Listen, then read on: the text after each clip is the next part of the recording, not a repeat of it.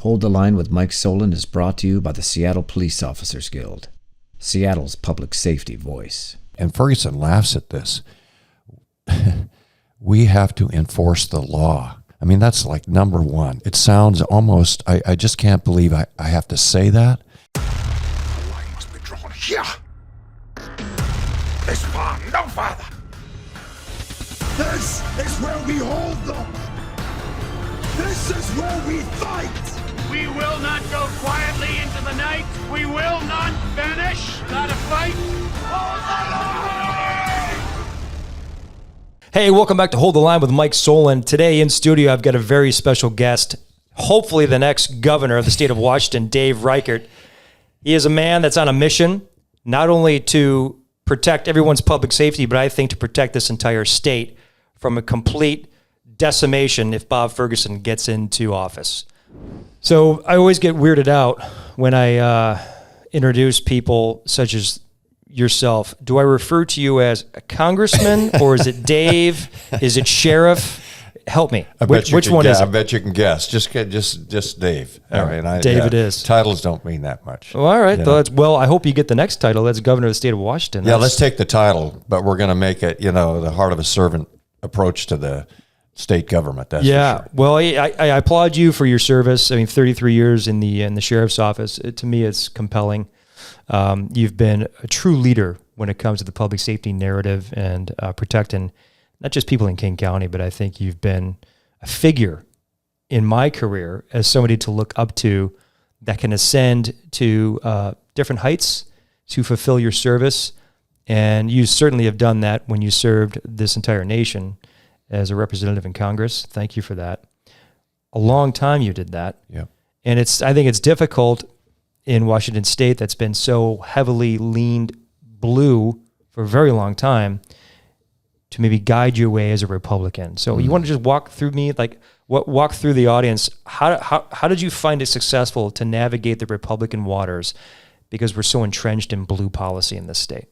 Yeah, the first question really is how does a cop really get involved in politics?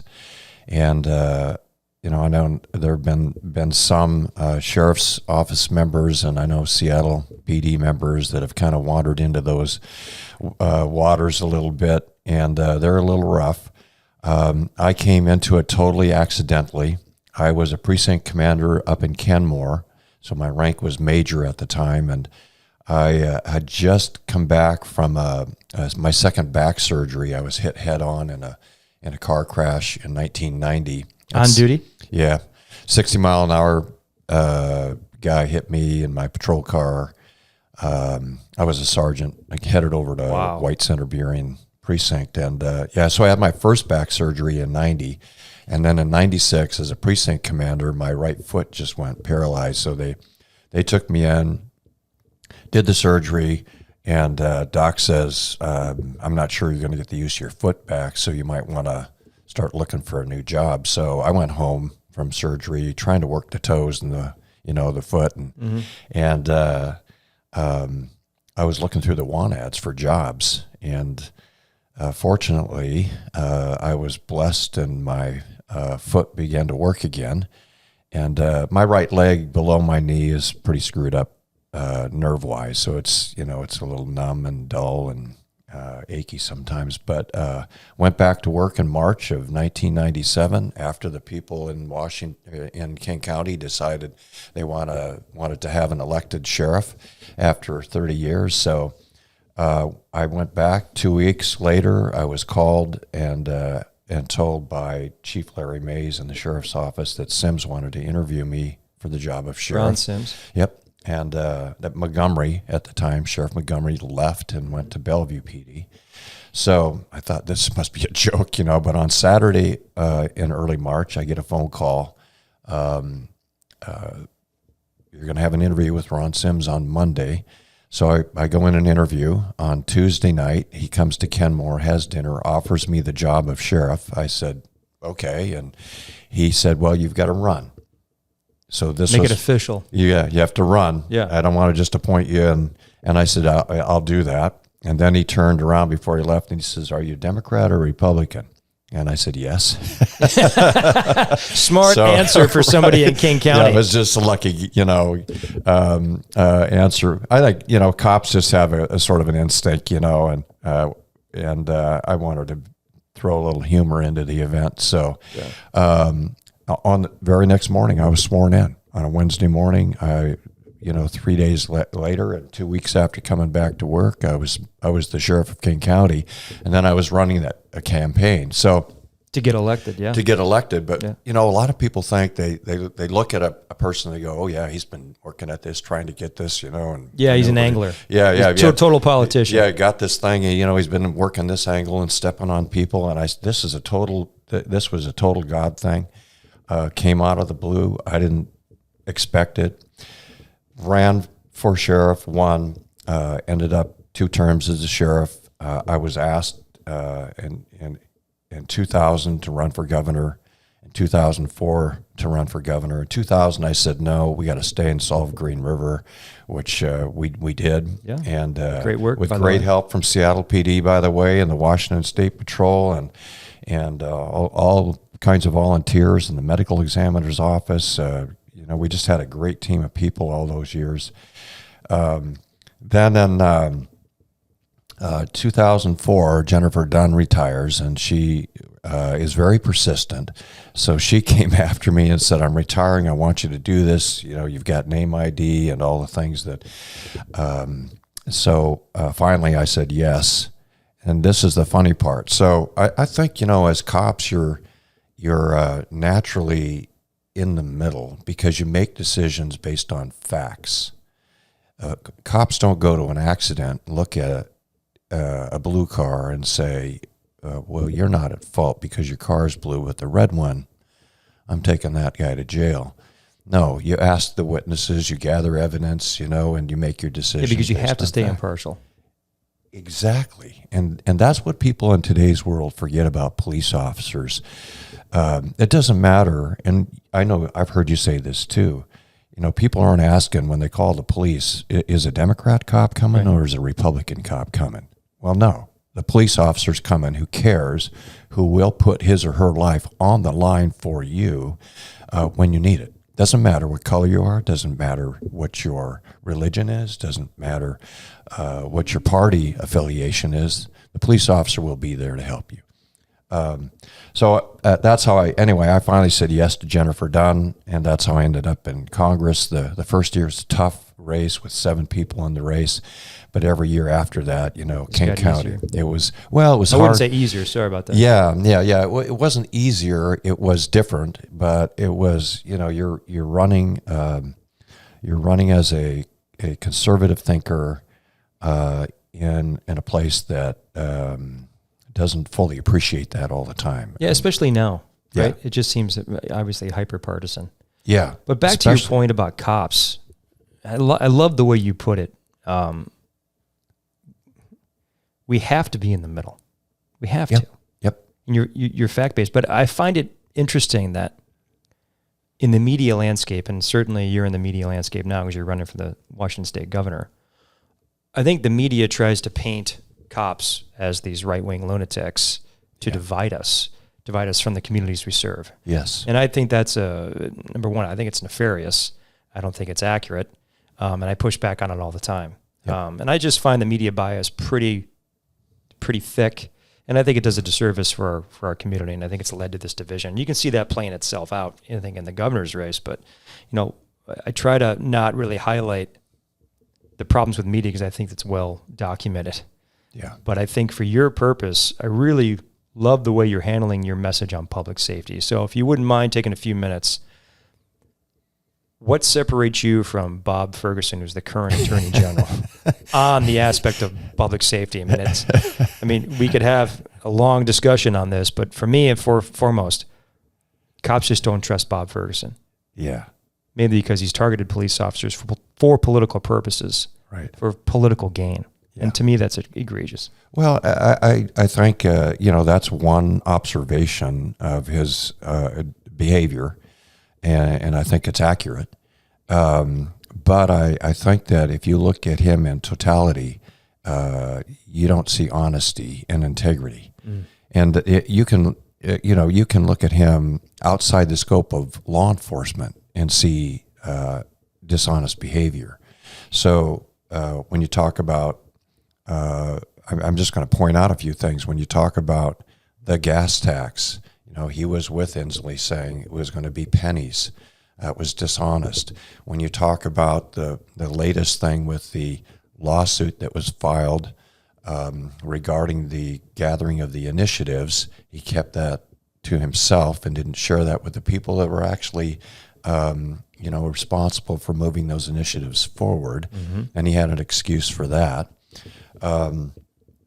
He has been deceptive his entire career.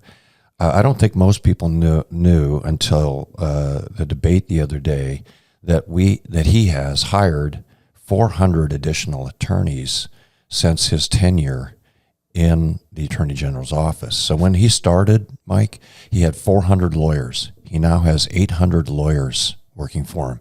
So I pointed out in the debate, so you can hire 800 attorneys, and we've lost thousands of cops here in Washington State. You're not hiring cops, but you're hiring lawyers. He's hiring litigators. Right. Yeah. I think to take cops to court, I think to sue whomever he can, and mostly suing Donald Trump. Obviously, in the debate, he some people have counted the number of times that he mentioned Donald Trump's name. I think it was over 60 times that he mentioned his name. Right. Well, he's desperate to paint you in that category, and that is just pure politics and deflection. Yep. So I think you can look at him and look at. I won't go through the entire list with him. Might do that on Wednesday night. But if you just look at the things that he's done over his career, it's all been devious, and the commercials that are out regarding my positions on just about everything are all untrue. Our attorneys have sent letters to the news media asking them to cease and desist, and they're not going to do that. The thing that I really focus on are core values, and in the government we've had in Washington State, we have not had a government that's been serving us. We've been serving the government, and cops know about service. Oh yeah, and so I talk a lot about servant, and cops understand the heart of a servant, and the heart of a servant to me is. I'll just give you an example. When I was the sheriff, I think it might have been my second campaign. I didn't have to do this. I was invited to do it, and so I did it. So I went up on Broadway, and I met with a group of, I'm going to guess maybe 20 representatives from the gay lesbian community, and I knew it was going to be a tough interview, and they knew it was going to be maybe contentious, and so they started out. The leader said, "Look, we know we're not going to agree on everything." But we're going to treat each other with respect. So I showed up to the interview. It was my daughter's birthday, but that evening I came anyway. I went through the interview. We got halfway around the table, and somebody, I don't even remember the question, but I responded in a way that was not in agreement on the position that they were taking.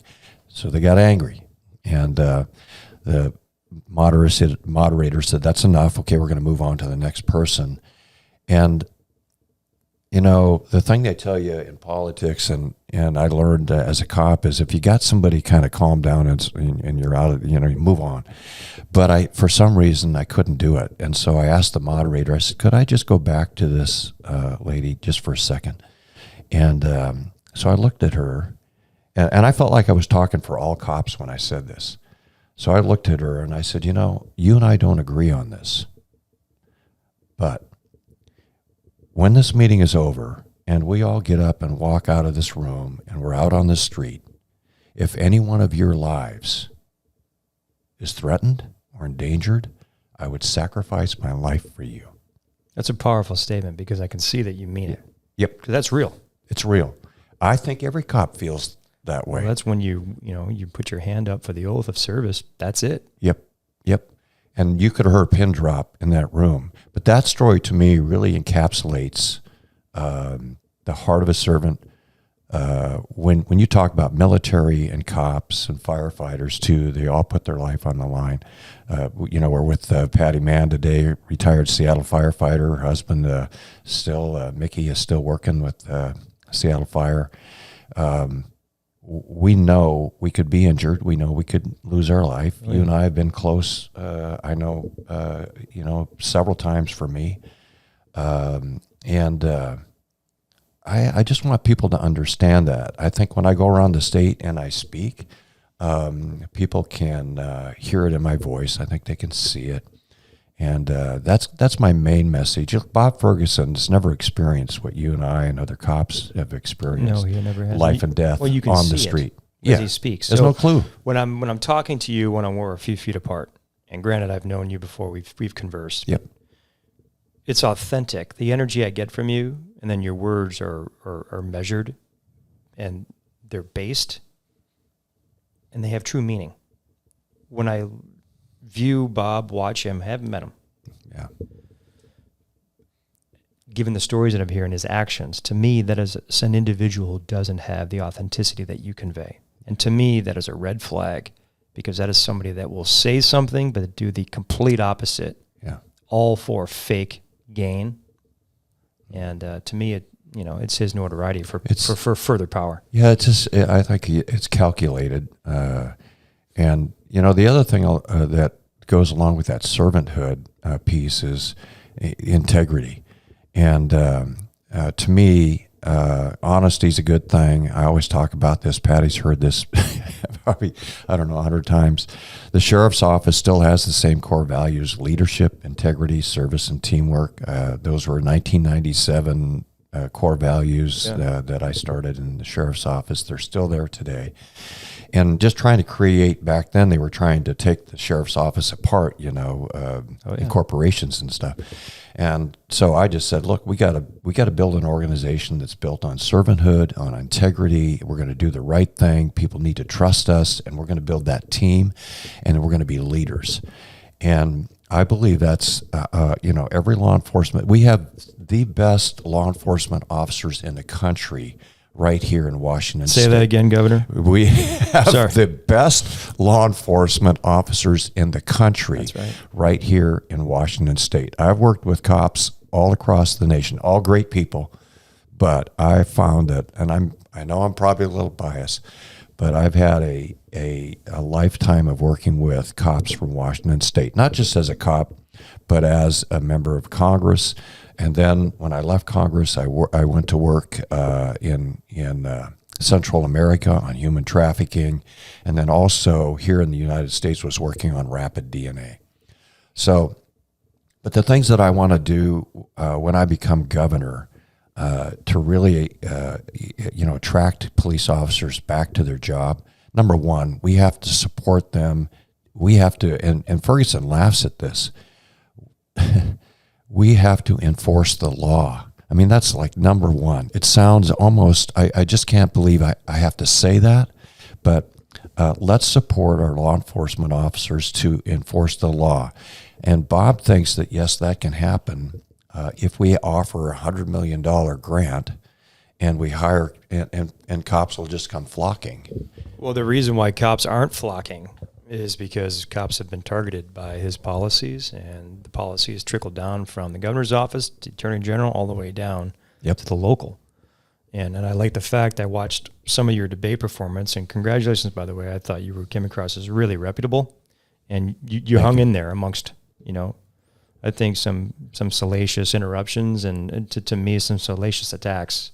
Yeah. But good job. But we've lost 700 cops in 4 years.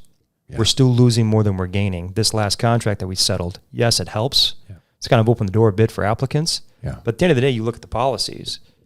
It's the policies that handcuff cops from being able to protect the public. And I think if you look at the Attorney General, Bob Ferguson, and his targeting of police officers, particularly in trials, for supposed criminal conduct, cops don't want to come to this state. And then you mentioned, rightly so, that Washington State per capita has the lowest amount of law enforcement officers in the nation. Yep. And that is because of why? Well, I'll tell you, I think there are really two main reasons. One, cops are afraid of being sued and losing their homes and property. That's accurate. So qualified immunity has got to stay intact. And they tried to attack it this last session. Oh, of course they did. Two, they're afraid of being charged with a crime. And they're in the process of arresting a crook, and they become the crook. And so I think there's some adjustments to the law that we need to make to clarify the law, because to me, I know there was slight changes in it from a reasonable person, from the reasonable police officer, trained police officers and their perception of what is going on as a trained cop, to reasonable person. That's not an equal No, not an easy measurement. measurement. No. And then the other piece is this whole idea of malice and intent. So, and They should have 940. yep. So I believe that if we were able to strengthen those, keep qualified immunity, strengthen the language on the other piece, that you'll start to see cops come back. And the other part of that is, in order to do that, you've got to elect people who support police officers. Absolutely. To make sure these laws. Now, look, you and I both know that I've worked with some cops that that really didn't want to be on the sheriff's office, and cops don't want bad cops working right. with them. They want good police because they give us all a bad name. I've testified in trials that, in fact, we'll put one as a precinct commander. The cop is still in prison. I've fired police officers. I've disciplined police officers as the sheriff. And when we do wrong, because we will do wrong, we're human beings. When people make mistakes, people do make mistakes in every profession. We hold them accountable. And I think that belongs to the cities and the counties, not to the Attorney General's office. The Attorney General wants to have consent decree authority. Yeah, it's purely weaponization. Weaponization, and it's also an attempt, not only that, he has this office of investigation. I'm forgetting Independent investigations. Independent office of independent investigation that he's now building up. And initially, they're going to take retired police officers and some police officers who Working for the Attorney General. working for the Attorney General and the 800 lawyers, and eventually, according to the law, they want civilians to be the investigators. Right. So what happens is now you've got an Attorney General's office with consent decree, with the ability to fire and hire police officers, to investigate police officers, charge police officers. Who in their right mind is going to come to Washington State and work as a police officer? Nobody will, and it's already happening. Ain't going to happen. Yeah. It's big government on steroids. Right. Well, and it comes down to an experience I had the year there. I was, sometimes I moonlight as a patrol officer just to help, and I really love doing it. The backbone of policing is patrol. Yeah. It's fantastic. And speaking of policies, I was in the King County Jail about a week ago, and I had to arrest this guy who feloniously assaulted a security guard after he shoplifted, lit his shirt on fire and threw it at the security guard just trying to do his job. Yeah. Took him into custody for that, and then he was wanted for arson earlier in the day. So we booked him on arson and we booked him on assault. Long story short, get him in. And I'm sure you've heard the stories, maybe you haven't, maybe the viewers haven't, but suspects know how to play the game now. And the policies are such that if you are in pre-book and you mention that you've been sexually assaulted within the past 5 days or you've ingested drugs, you name it, they get rejected. And so I experienced that, but I guess the sad piece is that these policies are so aggressive and so anti-law enforcement and almost anti-public safety, in my view, is that unfortunately some of the corrections officers within the King County Jail were celebrating when my suspect was declined because he said he was sexually assaulted. And to me, it was the most stunning thing I've seen. So I've seen it come full circle of we're supposed to be on the same page, but now the policies are so unbelievably transformed to the detriment of everybody. Now we're infighting, and it's everybody trying to just watch out for themselves. So I guess moving forward, how would you get the governor's office to overhaul, at least from the attorney general's office, some of these local policies and county policies that I think generate from Seattle and then spread like wildfire? Yeah. Well, you do have a good candidate running for attorney general. So that'd be the first move, right? Get somebody in there who understands that we're going to apply the law, laws that are based on the Constitution. So they're constitutionally correct. Yes. Rather than ideology. And that's where we are today, where laws applied through an ideological lens and a left-leaning ideology, right? And instead of a constitutional lens. And when I look at the criminal justice system now, I've been out there on the street. I've gone from Aurora all the way down 3rd Avenue, all the way down to Soto, and I've done that more than once with a couple of guys that you know, and the Seattle Cares group and some others, and I understand Seattle Cares probably does some good work, but to me it almost seems like cities have built a buffer between cops and citizens with civilians who are wearing jackets that say, "Name the city cares." Well, their hands are tied too as far as helping people. They can't help unless the person asks for help. That's right. Or if somebody across the street says, "Hey, that lady there that's in a stupor needs help." Well, for my days on Green River, I spent a lot of time on the street for 9 years, working with pimps, prostitutes, drug dealers, and the same thing that's going on today, only we didn't have fentanyl. But I found it very rare where someone on the street would say anything about anybody else on the street needing help, right? Or that they were doing this or doing that. It was, keep my mouth shut, and because I'm going to protect my friends and buddies. But cops have this. You have to have this relationship between the people living in the community and police officers. You can't have a buffer. You can't separate them. That relationship. That's why the beat cops back in the day walking the streets. They here, knew. They knew. Everybody. And they knew the shop owners. They knew everybody. Yep. And they took care of people, and the people trusted them. The same thing now. Fast forward to today, when you start looking at school resource officers, they play the same role, only in a younger crowd, right?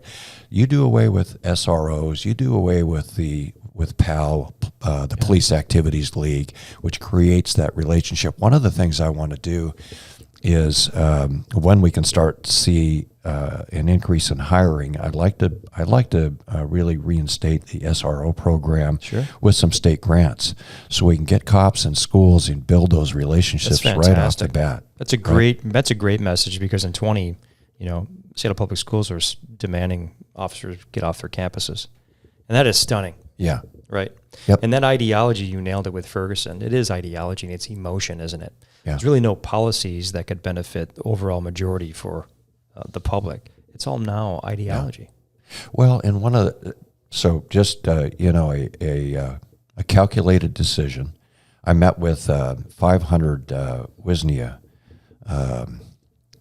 narcotics investigators. Yep. Mm-hmm. They had a conference, but then I've talked to a few here and there after the conference, and one of the things that has happened is they took the Burn Jag grant and they've removed that money, and they don't know where it went, but it's not going to the task force efforts anymore. So Burn Jag money is no longer going to drug task force efforts here in Washington State. I did not know that. Yep. So what's happened is now they got to come back and that's state money, correct? Federal money. Federal money. Going through the state kind of manages it. The state manages it in their budget. Yeah, so so now they're going to manage it right out to where they want it to go, right? Exactly.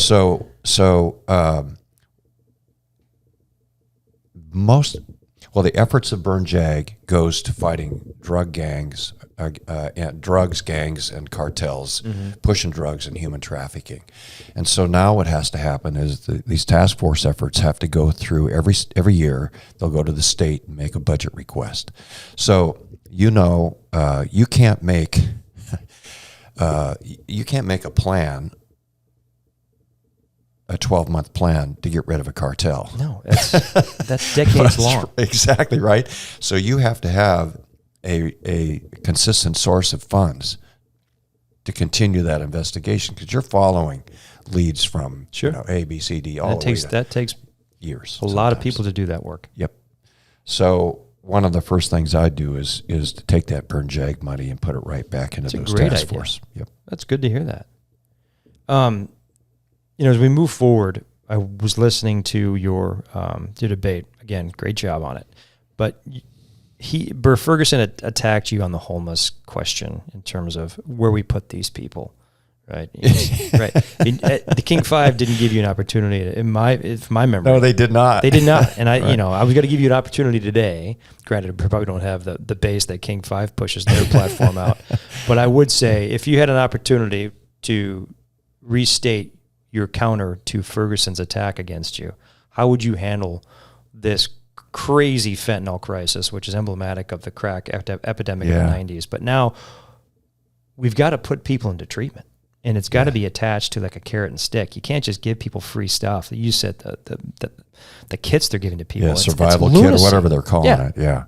So how would you do that? Where would we put people? We have to take them off the street, because this isn't compassion.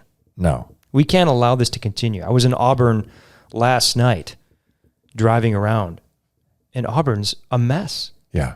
Downtown Auburn. Auburn, Federal Way. It's everywhere. Yeah. Go to Wenatchee down Market Street, and you'll see some of the same. Wenatchee of all places. Wenatchee, yeah. I stopped and visited a store owner there on Market Street, and first thing she said to me, in Wenatchee, I'm afraid when I come to work. That's crazy. Well, that's a powerful statement. Yeah.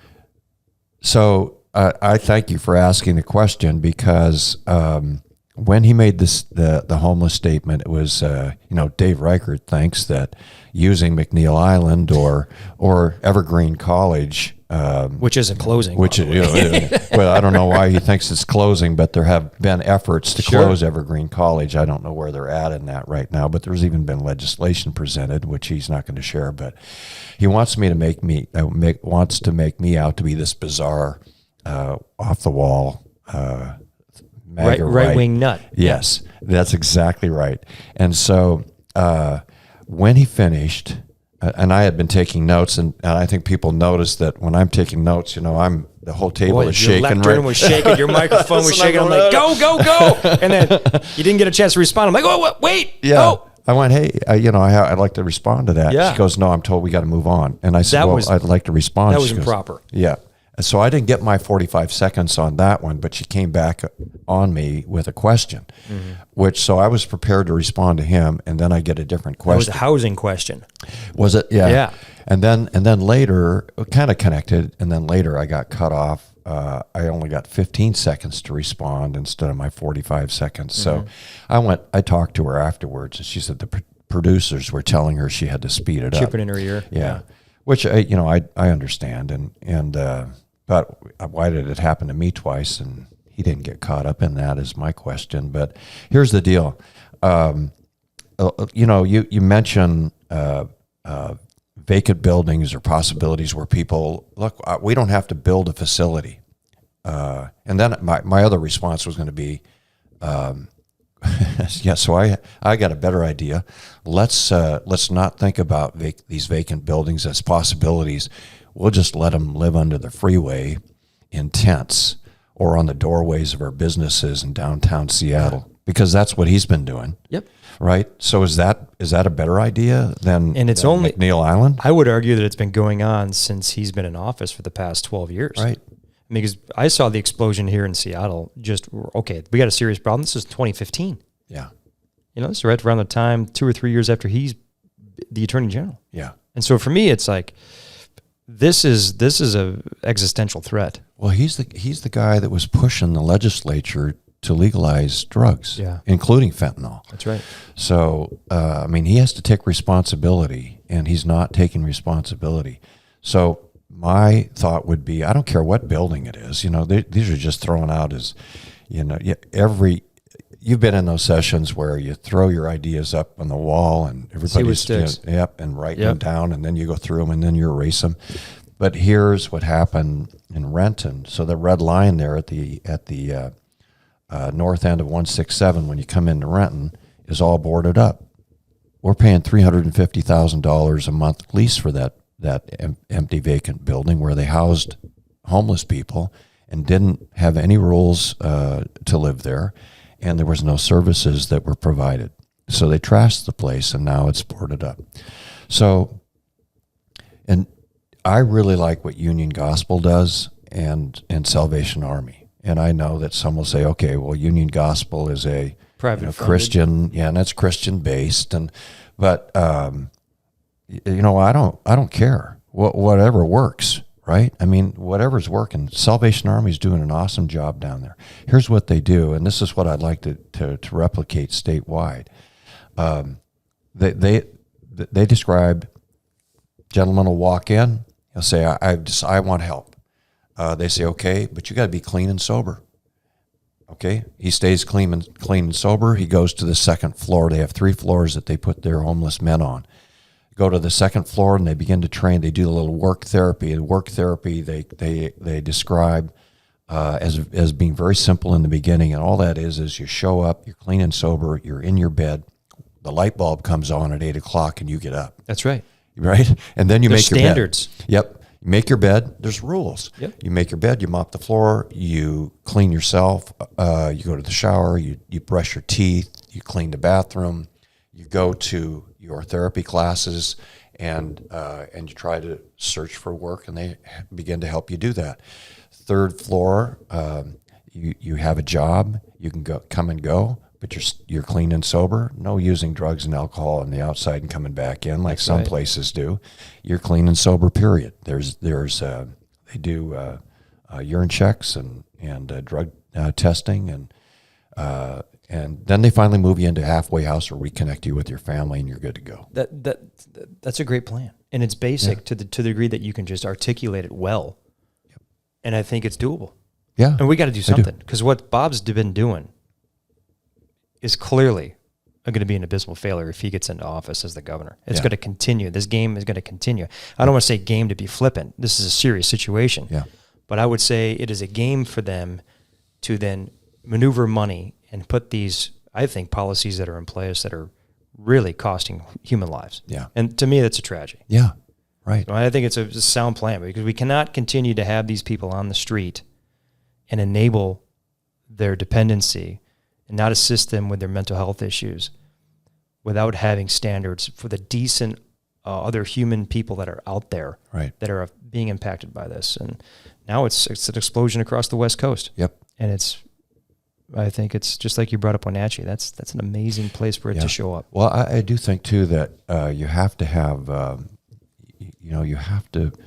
there has to be the carrot and the stick. So some people are not going to realize they need help until they hit rock bottom. You and I see that. Absolutely. Sometimes, you deal with the same person out there in Burien White Center where I used to work, and you'll take him in, you'll talk to him, counsel him. That's what cops do. You try to help. Turn around. Maybe it's hours or days later, he's back on the street. You're dealing with him again, and then you do it again. That 3rd time is the time that person might wake up. That's it. And they say, you know what, I'm done with this. I need help, and just keep me here and put me in a program. Sometimes that 72-hour involuntary commitment is the greatest thing that happens to people. Yeah, and you have to have law enforcement intervention. Yep. You have to. Yep. You have to remove their civil liberties to save their lives. Yeah. A measured approach. Yeah. Right? A couple podcasts ago, I had a gentleman, Tom Wolf, who was here, and he, big advocate in San Francisco, recovering addict, lived on the street for a period of time. And he basically said a San Francisco police officer saved his life because he held him accountable for violating some of the laws that he was breaking in San Francisco. And that basically, that intervention created a platform for him to change his life. And now he's an advocate for kind of like the policies that you're talking about. So, you know, in the campaign, I've just noticed sometimes I've seen several politicians talk in front of people, and you can just kind of pick out certain people within the crowd that don't really, just don't fit. Because they don't seem like they're part there, but they're there to do some investigative reporting, you know, or like there's some kind of hit piece. So have you experienced at the course of your campaign, have you experienced people with nefarious ways to try to catch you to slip up and say the wrong thing, or just spin whatever words you have and put it into some kind of social media? Yeah, absolutely. And I actually had it happen to me when I was in Congress. You know, so they'll put these, they call them trackers, and they'll come to your events and act like they're a part of your event, and they'll have, they may have more than one or two there, and so because you end up sort of knowing who they are about halfway through, and you can identify them, and so you're watching this guy, and they'll send a youngster over, 18, 19-year-old, hey, I'm so excited to see you, Sheriff Dave, you know, and he's got a recorder going on in his pocket, and then he'll ask you a very, very controversial question, and then you'll try and answer that in a way that you know is balanced. But then they'll take a segment of anything that you say and twist it. So let's just say, for example, I would take this one for example. So the latest ad is Dave Reichert says he's going to reduce teachers' wages. Well, Dave Reichert never said that. But they're saying that you did. Yeah. There are. So what Dave Reichert said in an interview was that we have the state of Washington has some of the highest paid teachers in the country, and that's a fact. And I was talking to teachers here in Washington State, and they say, yeah, we in some districts we're well paid. So it's like cops. It's not about the money, right? It's about, like, the teachers are telling me, look, I just want to teach what I've been taught to teach the kids. That's what I want to do. But I'm being told what to teach by the state. Oh, yeah. So it's the same thing happening in just about every profession, right? The state wants to control, state government in Olympia wants to control what the teachers do. The teachers want choice. So the question then sort of evolved, and my answer sort of evolved. And I said, so, you know, to really make sure our kids are well educated, we should examine where our money is being spent. So when I said that teachers are well paid, and then we need to examine where our money is being spent in the educational system, they took that and they attached it to Dave Reichert says teachers should be lower wage paid. Yeah. Well, that's pure politics right there. And I feel like you are experiencing it, unfortunately, again. Yep. On the same level, but here now statewide with this governor's race, and Bob Ferguson is a player in that field, in my opinion. Yep, it's his ad. It's his ad that's up. It's his ad. Yeah. How can people find you? And what's the best place for them to go? Just look for the old guy with the gray hair, and I'm easy to spot. And you've got, you know, your it's ReichertForGovernor.com. That's it. Right? Yep. Right. And how would people support your campaign? What do they need to do? Oh, gosh. So to me, the most important thing you can do is vote and tell your friends to vote. So, you know, I think of it this way. People died for our right to vote. Some people came home and severely injured and disabled for our right to vote. And we take it so lightly. The turnout in the primary was barely 40%. Abysmal. The turnout on the east side of the Cascades is normally hanging around 30% turnout. Would you it's say crazy? Would you say that's apathy? People saying, "Well, it's just going to happen anyways." Yep. So how do we reach those people? I think especially now. I think it's right now. They have to see there's we are really close. There's an opportunity. I was the first elected sheriff in 30 years in King County.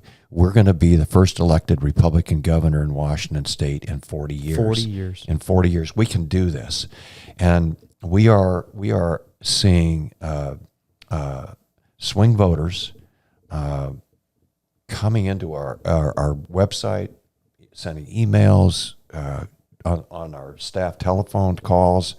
They're reaching out and saying, you know what, I'm going to vote for Dave this time. First time I've ever, yep.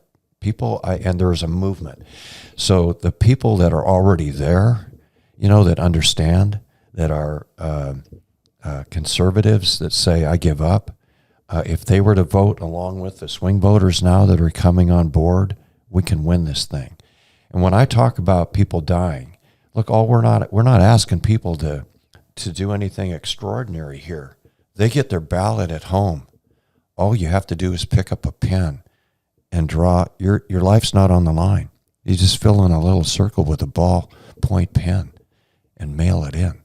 That's it. Somebody already died for you just to, draw a little round circle on a piece of paper. You can do that. That's the way. That's the way I put it last night. I was at an event, and I think it's almost a guilt thing, right? Sure. Yeah, you almost have to make people feel guilty. Think about. We all have relatives, neighbors, friends who have served, whether it's in current wars or past history. And we know the sacrifices. Let's honor that. That's a great message. What happens if you don't get into the office? What do you think happens to this state? I think you're going to see, he wants to say he's the change agent. He's the change agent in this campaign. Ain't going to happen. It's going to be the same policies that same failures. Yep, the same failed ideological solutions applied to the same problems, and we're going to dig a deeper hole. You're going to have more taxes. You're going to have more regulations. You're going to have less housing, and you're going to have more crime and more homelessness. Well, if that's not a compelling statement to fill out that ballot, fill out that circle, and put it in the mail, I don't know what is. Dave Reichert, I admire you. I really appreciate you coming on and leading the charge, and I think the continuation of service is compelling and humbling to me. And as a fellow servant myself, that what you've done is and what you're continuing to do for this community and the state, I think is it's incredible. So thank you so much for taking the arrows and continuing to lead. Yeah. Hey, well, thank you, and thank all the cops and firefighters out there and those that are supporting cops and firefighters, and especially the spouses, significant others that are serving with us. Right. Well, that's a great message. Yeah. There you go, everybody. Dave Reichert for governor.com. Fill out those ballots. We got to save this state, and this is that election where I think we either fall or we rise. And Dave Reichert, to me, is that change agent that gets us out of the same old policies that continue to plague our communities, create lawlessness, take lives. Do your part. Fill out the ballot. Support Dave and anybody that is pro-public safety. Until next time, hold the line with Mike Solon. We'll see you when we see you. Thanks. Awesome. Good job. Thanks. Thank you. Thank you, sir.